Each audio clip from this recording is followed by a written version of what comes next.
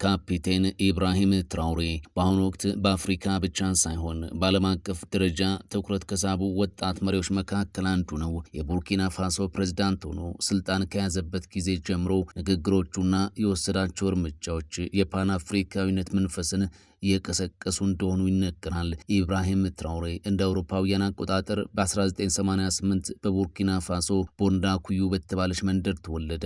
ትራውሬ በትምህርቱ ጎበዝና ነገሮችን በጥልቀት የመመርመር ዝንባሌ የነበረው ተማሪ ነበር። የሁለተኛ ደረጃ ትምህርቱን በቦፖዲ ካጠናቀቀ በኋላ በዋጋዱጉ ዩኒቨርሲቲ የጂኦሎጂ ትምህርቱን ተከታትሏል። ትራውሬ ወደ ወታደራዊው ዓለም የገባው በምርጫ ሳይሆን በሀገሩ ላይ በነበረው ወቅታዊ ሁኔታ ተገፋፍቶ እንደሆነም ይታወቃል። እንደ አውሮፓውያን አቆጣጠር በ2009 የቡርኪና ፋሶን ጦር ተቀላቀለ። በወታደራዊ አካዳሚ ቆይታውም ልዩ ብቃቱን በማሳየቱ በፍጥነት ማዕረጉን እያሳደገ መጣ። ትራውሬ ስልጣን ከመያዙ በፊት በጦር ሜዳ ላይ የነበረ ተዋጊ መኮንን ነበር። በቡርኪና ፋሶ ሰሜናዊና ምስራቃዊ ክፍሎች የሚንቀሳቀሱትን አክራሪ የታጠቁ ቡድኖችን በመዋጋት ረገድ ግንባር ቀደም ተሳትፎም ነበረው። ይህ የጦር ሜዳ ልምዱ በወታደሮች ዘንድ ተወዳጅነትንና ክብርን እንዲያገኝ ረድቶታል። በተለይም በ2022 መጀመሪያ ላይ በሌተናል ኮሎኔል ፖል ሄንሪ ዳሚባ የተመራው መፈንቅለ መንግስት ሲደረግ ትራውሬ የኮብራ የተባለው ልዩ ኃይል አዛዥም ነበር። ሆኖም ዳሚባ የገቡትን ቃል ባለመፈጸማቸውና የሀገሪቱ የጸጥታ ሁኔታ እየተባባሰ በመሄዱ ትራውሬና ጓዶቹ ሌላ እርምጃ ለመውሰድ ተገደዱ። መስከረም 30 ቀን በ2022 በቡርኪና ፋሶ አዲስ የታሪክ ምዕራፍ ተከፈተ። የ34 ዓመቱ ካፒቴን ኢብራሂም ትራውሬ ዳሚባን ከስልጣን በማውረድ የሀገሪቱ የሽግግር መንግስት ፕሬዝዳንት ሆነ። በዚህም በዓለም ላይ ትንሹ የመንግስት መሪ የሚል ስያሜ የተሰጠው ትራውሬ ስልጣን ሲይዝ የሰጠው የመጀመሪያው መግለጫ ሀገራችን እየጠፋች ነው፣ ዝም ብለን ማየት አንችልም የሚል ነበር። ይህ ንግግሩ በተለይ በወጣቱ ዘንድ ትልቅ ድጋፍ አግኝቶለታል። ብዙዎች ትራውሬን የዘመኑ ቶማስ ሳንካራ ይሉታል። ቶማስ ሳንካራ የቡርኪና ፋሶ የቀድሞ መሪና የአፍሪካ ነጻነት ተምሳሌት የነበረ ሰው ነው። ትራውሬ እንደ ሳንካራ ቀይ ኮፍያ ማድረጉ፣ በንግግሮች ውስጥ ስለ ሉዓላዊነትና ራስን መቻል ደጋግሞ ማንሳቱ ይህንን ንጽጽር አጠናክሮታል። ትራውሬም ልክ እንደ ሳንካራ አፍሪካ ከአውሮፓ እርዳታ መላቀቅ አለባት ብሎ ያምናል። በሩሲያ አፍሪካ ጉባኤ ላይ ያደረገው ንግግር ለምንድነው አፍሪካ ብዙ የተፈጥሮ ሀብት እያላት ህዝቧ በረሃብ የሚሰቃይ የሚል ጥያቄ በማንሳቱ በብዙ አፍሪካውያን ዘንድ እንደ ጀግና እንዲታይ አድርጎታል። ትራውሬ ስልጣን ከያዘ በኋላ በርካታ ደፋር እርምጃዎችን ወስዷል። የፈረንሳይን ጦር ከሀገሩ አባሯል። ፈረንሳይ በሀገሪቱ የነበራትን ወታደራዊ ሰፈር እንድታጣ አድርጓል። ይህ በምዕራባውያን ዘንድ ቅሬታ ቢፈጥርም በሀገር ውስጥ ግን ትልቅ ድጋፍ አስገኝቶለታል። ከዚህ ባለፈ የውጭ ሀገራት ሚዲያዎችንም ከሀገሩ አባሯል። የሀገሪቱን ብሔራዊ ጥቅም ይነካሉ ያላቸውን የውጭ ሀገር ሚዲያዎች እንደ RFI እና እንደ ፍራንስ 24ን አግዷል። የሀገር ውስጥ ምርትን ማሳድጓል። ህዝቡ የሀገር ውስጥ ምርቶችን እንዲጠቀምና ግብርና ላይ እንዲሰማራ በማነሳሳት ላይ ቀጥሏል። ምንም እንኳን ትራውሬ ትልቅ ድጋፍ ቢኖረውም ከፊቱ የተጋረጡ ፈተናዎች ቀላል የሚባሉ አይደሉም። አሁንም በሀገሪቱ የሚንቀሳቀሱት ታጣቂዎች ጥቃት ሙሉ በሙሉ አልቆመም። በቢሊዮን የሚቆጠር ዶላር እርዳታ መቋረጡ የሀገሪቱን ኢኮኖሚ ፈትኖታል።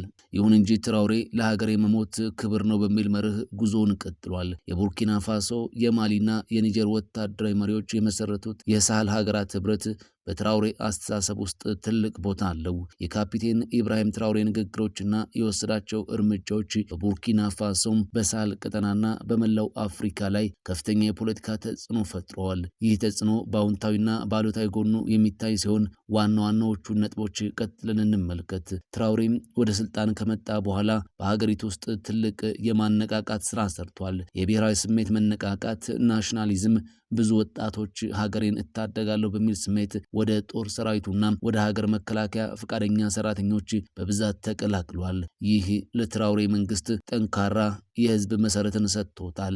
መንግስት የውጭ እርዳታን ከመጠበቅ ይልቅ የሀገር ውስጥ ገቢን ማሰባሰብ ላይ ትኩረት አድርጓል። ለምሳሌም በመንግስት ሰራተኞች ደሞዝ ላይ የተወሰነ ቅናሽ በማድረግ ለጦርነቱ ፈንድ እንዲሆን አድርጓል። የተቃውሞ ድምጾች መታፈን፣ በሌላ በኩል የእርሱ ንግግሮች ብሔራዊ አንድነት ላይ ስለሚያተኩሩ መንግስትን የሚተቹ ጋዜጠኞች፣ የሲቪል ማህበረሰብ መሪዎችና ፖለቲከኞች ከሃዲ ተብለው እንዲታሰሩ ወይም እንዲሰደዱ ምክንያት ሆኗልም የሚሉ ወገኖች አሉ። ይህም በሀገሪቱ ያለውን የዲሞክራሲ ምህዳር አጥብቦታል። የትራውሬ ንግግሮች በጎረቤት ሀገራት ማለትም ማሊና ኒጀር ላይ ከፍተኛ ተጽዕኖ ነበራቸው። ይህም ወደ ታሪካዊው የሳህል ሀገራት ህብረት መስረት አመርቷል። ሶስቱ ሀገሮች ማለትም ቡርኪና ፋሶ፣ ማሊና ኒጀር ከምዕራብ አፍሪካ ኢኮኖሚ ማህበረሰብ ወጥተዋል።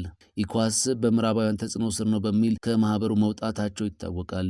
ይህ በአፍሪካ ፖለቲካ ውስጥ ትልቅ ድንጋጤ የፈጠረ ክስተት ተደርጎም ተወስዷል። የጋራ መከላከያ ስምምነትንም እነዚሁ ሀገራት ፈርመዋል። በአንዱ ላይ የሚሰነዘር ጥቃት በሁላችንም የተሰነዘረ ነው የሚል ስምምነት በመፈጸም በቀጠናው አዲስ ወታደራዊ ኃይልን መስርቷል። የትራውሬ መንግስት ግንኙነቱን ከምዕራባውያን አስወጥቶ ወደ ሩሲያ አዙሮታል። ትራውሬ ፈረንሳይን በግልጽ መተቸቱና የፈረንሳይ ጦር ከሀገሩ እንዲወጣ ማድረጉ በቀጠናው ያለውን የኃይል ሚዛን ቀይሮታል። በፈረንሳይ ምትክ ሩሲያ የጦር መሳሪያና ወታደራዊ ስልጠና በማቅረብ ዋነኛ አጋር ሆናለች። ይህ ደግሞ አፍሪካ ለታላላቅ ሀገራት የፉክክር ሜዳ እየሆነች ነው የሚል ስጋት በዓለም አቀፍ ደረጃ ተፈጥሯል። የአውሮፓ ህብረትና አሜሪካ ለቡርኪና ፋሶ ይሰጡት የነበረውን የልማት እርዳታ አቋርጠዋል። ይህም መንግስቱ ወደ ቻይና፣ ቱርክና ሰሜን ኮሪያም ፊቱን እንዲያዞር አድርጎታል። በትራውሬ ንግግሮች ውስጥ የሚንጸባረቀው የቶማስ ሳንካራ ርዕዮተ ዓለም በመላው አህጉሪቱ በሚገኙ ወጣቶች ዘንድ አዲስ ተስፋ ሆኗል። የፓን አፍሪካዊነት ዳግም መወለድ። ወጣቱ ትውልድ አፍሪካ ከድህነትና ከጥገኝነት መውጣት የምትችለው በጠንካራና ቆራጥ መሪዎች እንደሆነ ማመን ጀምረዋል። በሌሎች የአፍሪካ ሀገራት ያሉ ወጣቶች የራሳቸውን መሪዎች ለምን እንደ ትራውሬ አትሆኑም ብለው እንዲጠይቁና እንዲሞግቱም መንገድ ከፍቷል። የትራውሬ የፖለቲካ ተጽዕኖ ባለ ሁለት ስለት ጎራዴ ነው። በአንድ በኩል አፍሪካውያን ለራሳቸው ክብርና ነጻነት እንዲቆሙ ከፍተኛ ተነሳሽነት ሲፈጥር፣ በሌላ በኩል ደግሞ ቀጠናው ከምዕራባውያን እንዲነጠልና ወደ አምባገነናዊ ወታደራዊ አገዛዝ እንዲያዘነብል አድርጓል የሚሉ ትችቶችም ይሰማሉ።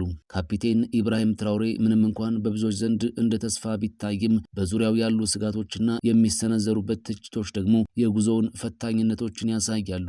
ዋና ዋናዎቹን ስጋትና ትችቶችን ቀጥለን እንመልከት። የመጀመሪያው የጸጥታ ሁኔታ ለመረጋጋት ነው። ትራውሬም ስልጣን የያዘው አገሪቱን ከአሸባሪዎች ነጻ አወጣለሁ በሚል ቃል ቢሆንም አሁንም በቡርኪና ፋሶ ያለው ሁኔታ እጅግ አሳሳቢ ነው። አሁንም ድረስ የሀገሪቱ ግማሽ አካባቢ ወደ 40 ከመቶ የሚጠጋው በታጠቁ ቡድኖች ቁጥጥር ስር እንደሆነ ይነገራል። ሌላው ደግሞ የዜጎች መፈናቀል ነው። በሚሊዮን የሚቆጠሩ ቡርኪናቢያውያን አሁንም ከቀያቸው ተፈናቅለው ይገኛሉ። ትራውሬ ስልጣኑን ለሲቪል መንግስት መቼ እንደሚያስረክብ አሁንም ግልጽ አይደለም። መጀመሪያ ላይ ለተወሰነ ጊዜ ተብሎ የነበረ ቢሆንም በቅርቡ የሽግግር ጊዜው ለተጨማሪ 5 ዓመታት እንዲራዘም ተደርጓል። ይህ ደግሞ ወታደራዊ አምባገነንነትን እያጠናከረ ነው የሚል ትችት አስከትሏል። አሁን ካፒቴን ኢብራሂም ትራውሬም በጀግንነትና በስጋት መካከል ያለ መሪ ነው። በንግግሮቹ የአፍሪካውያንን ልብ ማሸነፍ ቢችልም የሀገሪቱን ደህንነት ማረጋገጥና የህዝቡን ኑሮ ማሻሻል ካልቻለ ግን የሳንካራን ታሪክ መድገም ሊከብደው ይችላል እየተባለ ነው። ካፒቴን ኢብራሂም ትራውሬም የአፍሪካ ወጣቶች አዲስ ተስፋ ወይንስ ሌላኛው ወታደራዊ አምባገነን ለሚለው ጥያቄ ጊዜ ምላሽ ይሰጠዋል። ሆኖም ግን አፍሪካውያን የራሳቸውን ዕድል በራሳቸው መወሰን አለባቸው የሚለው ድምፁ በመላው አህጉሪቱ እያስተጋባ ቀጥሏል። ይህ ኢትዮ ፕላስ ነው። ኢትዮ ፕላስን ሰብስክራይብ፣ ቪዲዮቹን ደግሞ ላይክ እና ሼር በማድረግ ስለምትደግፉና ስለምታበረታቱን ከልብ እናመሰግናለን።